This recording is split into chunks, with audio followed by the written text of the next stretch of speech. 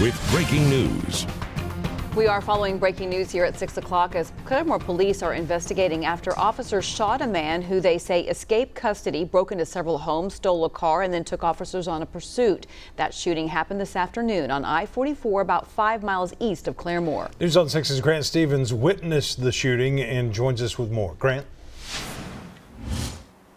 Laura Craig, we were right there when officers shot at that suspect, who we now know is Bobby Johnson.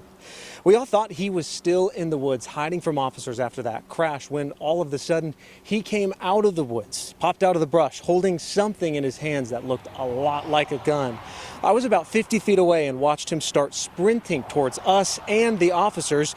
He was raising his hands that whole time, pausing and stopping, pointing what looked like what was a gun at them. I ducked behind the car, didn't see him fire, but we heard those shots. Sounded like about 5 of them or more. I looked from around the car as he dropped to the ground. He stayed down after officers shot him. I didn't see him get back up again. Police say Johnson had been sent from the Mays County Jail to be evaluated. He was at a hospital in Claremore when he escaped from that hospital and took off into a nearby neighborhood.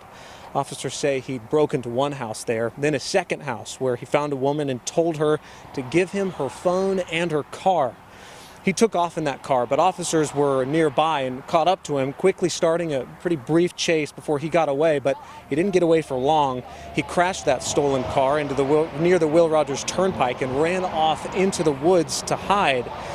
We're still waiting on more updates from police, and we are also waiting to confirm whether or not Johnson was carrying a gun.